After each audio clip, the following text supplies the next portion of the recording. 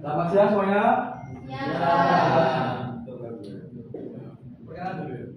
Perkenalkan, nama saya Muhammad Sabri Suprijo dengan NIM 085 membawakan model pembelajaran langsung atau direct instruction dengan metode ceramah dan tanya jawab.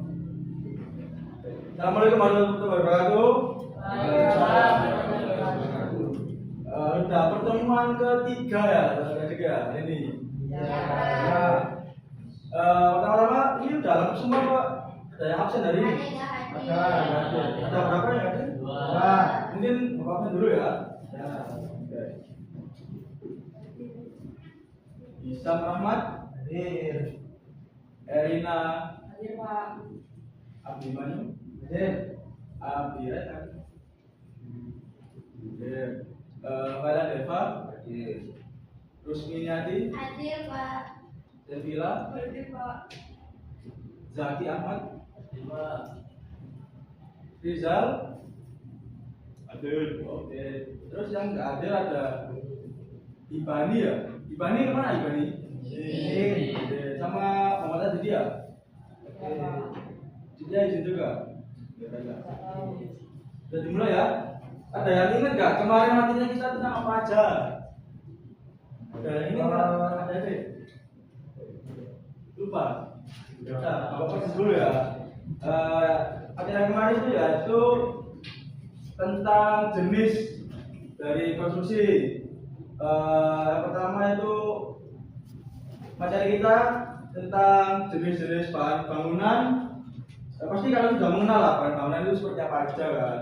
Terus yang kedua itu ada sifat dan karakteristik bahan bangunan.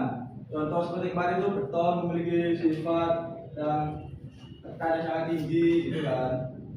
Terus dan pada materi yang ketiga hari ini Bapak membawakan materi yaitu tentang tahapan dasar pekerjaan konstruksi.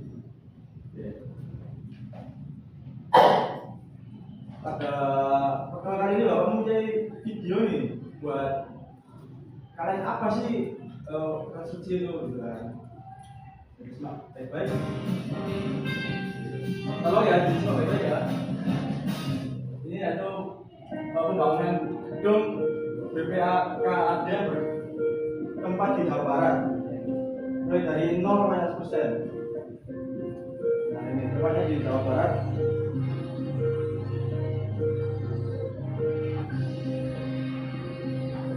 Nah, sini tahap pertama yaitu pembersihan lahan dulu.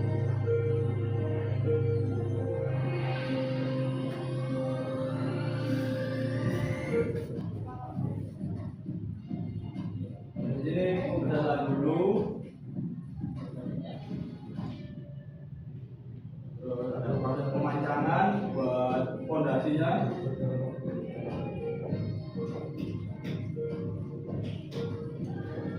Ini luarnya saja ya, apa ya? Yang intinya saja. Nah, sini ada buatan fondasi. Biar kalian tahu lah dasarnya itu apa aja, biar ada pandangan buat nanti buat masing-masing kalian juga sebelum terjun ke dunia konstruksi yaitu pada magang maupun saat kalian nanti bekerja.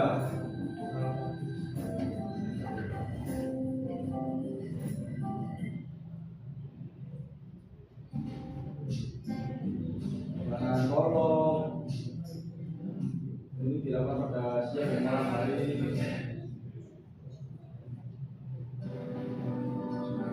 Pada lantai 2, 3 dan seterusnya.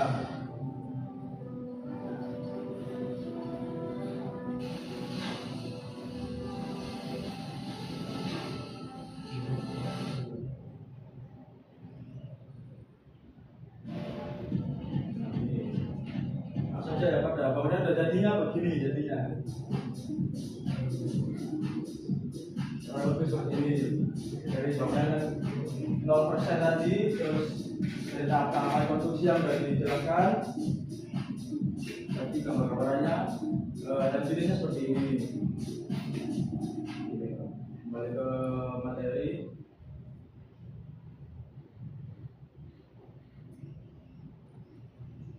Pada pembelajaran hari ini yaitu Bapak harapkan kalian dapat memahami dan menjelaskan pengertian pekerjaan konstruksi.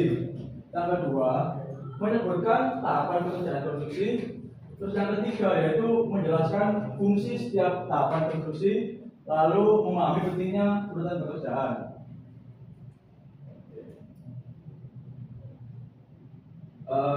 Selanjutnya ada pengertian pekerjaan konstruksi, yaitu konstruksi adalah proses pembangunan suatu bangunan yang dilakukan secara bertahap, mulai dari persiapan hingga finishing. Pekerjaan konstruksi bertujuan untuk menghasilkan bangunan yang kuat, aman, nyaman digunakan, dan sesuai dengan gambar dan perencanaan. Setiap tahap memiliki fungsi dan tujuan yang berbeda, sehingga harus dilakukan dengan benar. Dari pengertian ini aja, kalian sudah paham atau ada yang mau ditanyakan? Mas Zaki, tadi kok ngantuk, ada paham belum? Paham? Gimana? Paham? Bisa dilanjut ya? Bisa. Nanti kalau ada yang ditanyakan, tinggal tanya aja ya, apa? Terus selanjutnya ada tahap persiapan. Tahap persiapan ini merupakan tahap awal sebelum pembangunan dimulai. Kegiatannya yaitu meliputi yang pertama, membersihkan lahan pembangunan kayak tadi kan. Jadi ada pohon-pohon ataupun ada yang mengganggu di area proyek itu dibersihkan dahulu. Terus yang kedua yaitu melakukan pengukuran lokasi seperti dibangun menggunakan boplek, diukur sampai dari gambar yang ditentukan. Dan yang ketiga yaitu menyiapkan alat bahan. Ini tuh seperti kita kalau pembersihan membutuhkan seperti alat yang digunakan yaitu kayak bahan-bahan gitu kan. Terus membuat dan memahami gambar kerja. Jadi sebelum kita membangun bangunan itu kita ada gambar yang harus dipahami dulu sebelum dieksekusi. Dari sini tahapan persiapan ada yang mau ditanyakan apa? Gak ada? Dari itu aman? Gak ada ya? Oke, next. Selanjutnya ada tahap pengerjaan fondasi. Seperti yang ada di video tadi, yaitu fondasi adalah bagian bangunan yang terletak pada bawah permukaan tanah yang berfungsi menopang seluruh beban bangunan. Dan itu di sini ada 3 saja yang Bapak ringkas untuk fungsi dari fondasi. Yang pertama yaitu menahan beban bangunan. Yang kedua, menjaga kestabilan bangunan. Dan yang ketiga di sini maaf ya saya tulis mencegah bangunan ambles atau roboh. Contoh dari fondasi yaitu seperti ada batu kali dan fondasi beton. Ya dari sini ada yang ingin tanyakan atau sudah paham? Mas Zaki, ini apa aja tadi fungsinya untuk beton fondasi? Menahan bangunan, Ya. jangan sekitar dengan bangunan dan mencegah pohon ambles atau roboh. Ya, untuk Mas Dewa, contoh fondasi ada apa aja ya? Fondasi ada batu kali, Ya. terus tuplak, terus sama tadi yang ada di video ada tiang panjang. Oke, terima kasih untuk jawabannya. Mungkin pertanyaan dikit aja ya buat teman-teman yang jawab. Terima kasih jawabannya. Terus selanjutnya yaitu di tahap ini ada tahap yang paling penting yaitu struktur, kemudian diikuti dengan dinding. Tahap struktur merupakan pekerjaan pembuatan kerangka bangunan. Bagian struktur bangunan meliputi seluruh kolom dan balok. Fungsinya yaitu menopang dan memperkuat bangunan. Setelah struktur selesai, kita nggak jauh dan nggak asing dengan dinding. Jadi struktur udah, terus permukaan dinding harus disusul dengan pekerjaan struktur, yaitu dilakukan pekerjaan dinding sebagai pembatas ruangan. Contoh bahan dinding yaitu batu bata, batako dan bata ringan. Oke, dari sini ada yang ditanyakan? Oh, udah paham? Paham? Itu mbaknya ngapain? Oh, bisa disebutkan nggak bagian struktur bangunan itu meliputi apa aja? Blok, kolom, dan balok. Oke, terus apa yang ditanyakan Pak? Ada aman. Masa gimana? Ada apa? Dinding, bahan dinding itu apa aja tadi? Baca, bisa disebutkan? Di barunya ada batu bata, Ya. batako, bata ringan. Oke. Oke, bisa tentang dikit aja bagaimana jawab. Iya Pak, ya maaf ya salah tulis. Terus ya ini ada yang terakhir yaitu atap dan finishing. Tahap atap dilakukan untuk melindungi bangunan dari panas dan hujan. Pekerjaannya meliputi pemasangan rangka atap dan pemasangan genteng atau penutup atap. Jadi kalau misalnya udah fondasi, udah struktur dan dinding, kemudian ditutup atapnya, jangan lupa. Nanti biar enggak bangunan itu tidak terkena panas dan hujan. Terus habis dari atap kita langsung ke finishing, jadi tahap finishing akhir bangunan. Contoh pekerjaannya yaitu meliputi pengecatan, pemasangan keramik dan pemasangan pintu jendela. Dari sini ada yang ditanyakan atau masih bingung dari pekerjaan atap atau finishing? Mas bisa mungkin? Tidak paham? Contoh pekerjaan finishing apa aja Mas? Kalau boleh tahu bisa disebutkan. Finishing seperti pasang plafon, pengecatan, pemasangan keramik, pemasangan pintu dan jendela. Oke, masih. Ya. Dari kesimpulan untuk pembelajaran hari ini yaitu pekerjaan konstruksi dilakukan secara bertahap agar bangunan menjadi lebih kuat dan aman. Lalu taruhannya yaitu pekerjaan persiapan, pekerjaan fondasi, lalu ada struktur dan dinding. Yang keempat ada pekerjaan atap, lalu ada finishing.